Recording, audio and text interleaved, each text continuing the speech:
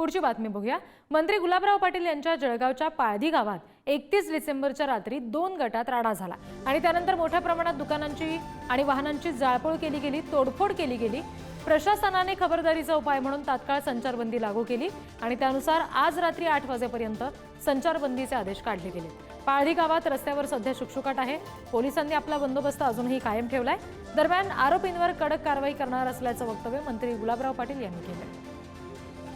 काल रात्री पाळधी या गावामध्ये गुलाबराव पाटील यांचं कुटुंब हे घराकडे जात असताना त्यांच्या चालकाने हॉर्न मारल्यामुळे झालेल्या वादात ह्या ठिकाणी 2 गटात मोठे वाद झालेले आहे आणि त्यामुळे दगडफेक आणि जाळपोळीच्या घटना घडल्याचं आपल्याला पाहायला मिळालं आहे। आपण आता पाळधी या गावात आहोत। मंत्री गुलाबराव पाटील देखील ह्याच गावात राहतात आणि ह्याच गावात आता आपण बघू शकतो की या ठिकाणी कशा पद्धतीने 2 गटात हाणामारी झाली आणि त्यानंतर त्यांचा वाद विकोपाला गेल्यानंतर जाळपोळ झालेली आहे। अनेक वाहनांची देखील या ठिकाणी जाळपोळ करण्यात आलेली आहे।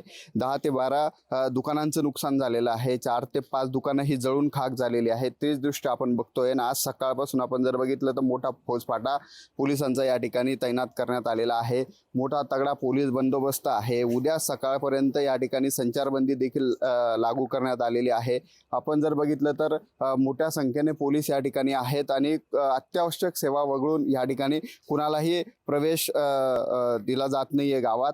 सचिन गोसावी, पुढारी न्यूज, जळगाव। सगळ्यांना आव्हान आम्ही केलंय की शेवटी गावाची शांतता, तालुक्याची शांतता आणि राज्याची शांतता ठेवण्याची जबाबदारी मंत्री म्हणून माझी आहे, गावकऱ्यांची आहे। तरी सगळ्यांना हात जोडून विनंती आहे की आपण शांतता ठेवूया आणि आता गावामध्ये शांतता आहे। आज संध्याकाळी 5 वाजता शांतता कमिटीची बैठक सुद्धा लावलेली आहे। दोघं पार्ट्यांची जी ज्या ठिकाणी गुन्ह्यामध्ये ज्या लोकांचं नाव आली होती ते सगळ्यांना अरेस्ट करण्यात आलेलं आहे आणि मोजक्या काही लोकांमुळे ह्या ज्या घटना घडलेल्या आहेत तर पोलीस त्या ठिकाणी तपास करतायत आणि मला तरी असं वाटतंय की गावाची शांतता प्रस्थापित झालेली आहे। पण प्राथमिक पोलिसांना जे वाटलं की कर्फ्यू लावली पाहिजे त्यांनी ती लावली होती। मला वाटतं आज संध्याकाळपर्यंत ती पण उठवली जाणार आहे।